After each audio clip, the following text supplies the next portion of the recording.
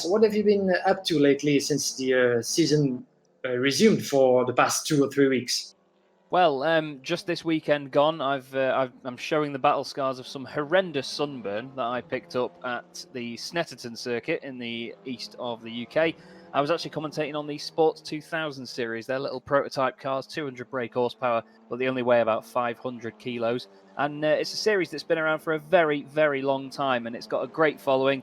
Quite a small grid that we had over the weekend, only 16, 17 cars, but even still, brilliant racing all the same. Other than that, it's mainly esports for me. I mean, as you probably know, Guillaume, I mean, esports has taken off a hell of a lot over the course of the coronavirus outbreak. Of course, it is a very terrible thing that has happened, but at the same time, esports has managed to thrive from it, and series like this have come out of the woodwork. So I think it's been a very beneficial time for all of us, and it's really brought it into the public eye and shown how great it can be, hasn't it? Absolutely. That's interesting. Talking about esports, I'd like to hear more about your own view regarding this real big boost that esport has been through, and hopefully will continue to go through for the years to come. Because as you guys know, our fellow commentator and friend Chris McCarthy is sometimes with us covering these races as well. Is involved a lot as well in virtual racing. What have you been up to during those months of lockdown? You've been busy as well commentating on esports. In what sort of series do you mostly commentate on? Well, one of my first gigs when lockdown got put in place was with Chris McCarthy himself, actually. We did the Motorsport UK Karting E-Series, which was a very exciting couple of days with Alpha Live.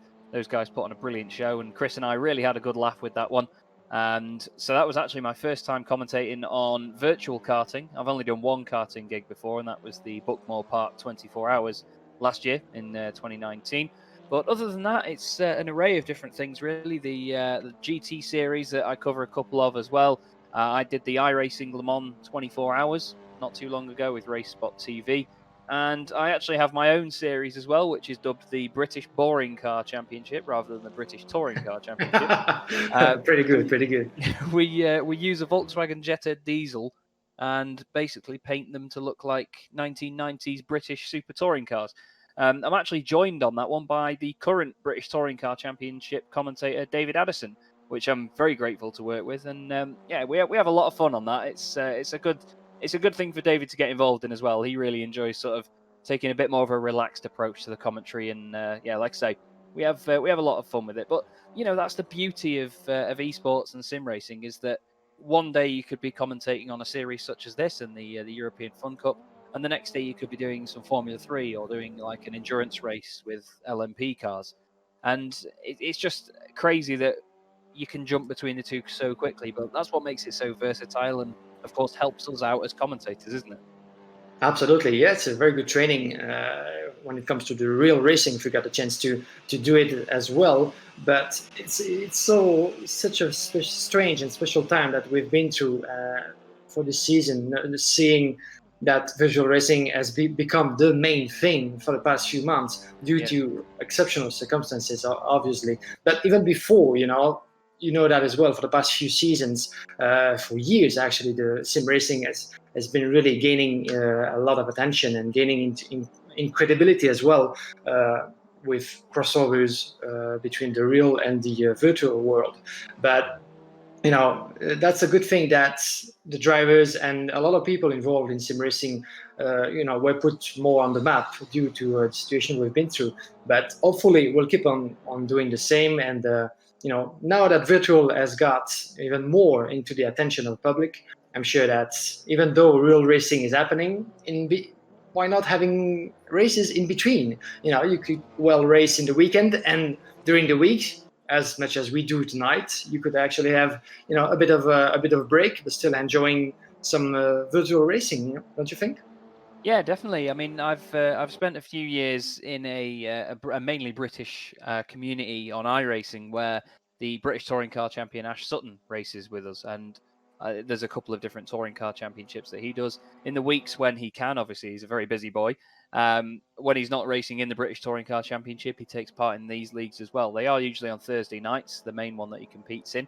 And he actually took part in what became almost the official Australian TCR League as well on iRacing, and he did a lot of stuff with those guys. And the sort of real driver connection has really inspired a lot of these championships to come out of the woodwork, and they get a lot of promotion and a hell of a lot of viewers as well. I mean, Australian Supercars, for example, they put on a really good show and put out one hell of an E-Series, and everyone loved it, and it was very well received. The drivers enjoyed it as well. There was a bit of controversy here and there, but that's I think what's really drilled it home to everybody is the fact that, I mean, we've seen, I'm not going to go too much into it, but we've seen a couple of drivers that have been fired from their real life drives and have been sort of losing sponsors, and there's been a lot of stuff like that because, you know, we have to take this as seriously as real racing. And if they're involved and they're still representing a brand, whether that be in the virtual world or the real world, they have to take it as seriously as that. And I think it was moments like that, that despite it being a sort of negative moment for that person or that driver,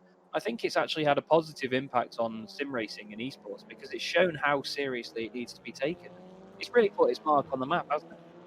Yeah, definitely. And some people were actually surprised to see the amount of attention and the amount of seriousness that most of the drivers were putting into the virtual racing, and it led sometimes to a bit of misinterpretation about the events that you've briefly described about regarding some drivers getting involved in some trouble regarding virtual racing, but in real life. So you could really see that the two, at some point ended up being actually connected. So yeah, it shows how serious actually and how credible the virtual racing world has become over the past few months. And all the drivers getting involved into the series, they just keep on saying that this is a perfect training ground for us, waiting for the real racing to resume. But even in between, it's a perfect way to keep yourself fit, to keep yourself sharp, and to have some practice just before the events, after or before the events. So let's just keep it that way, and as long as we can.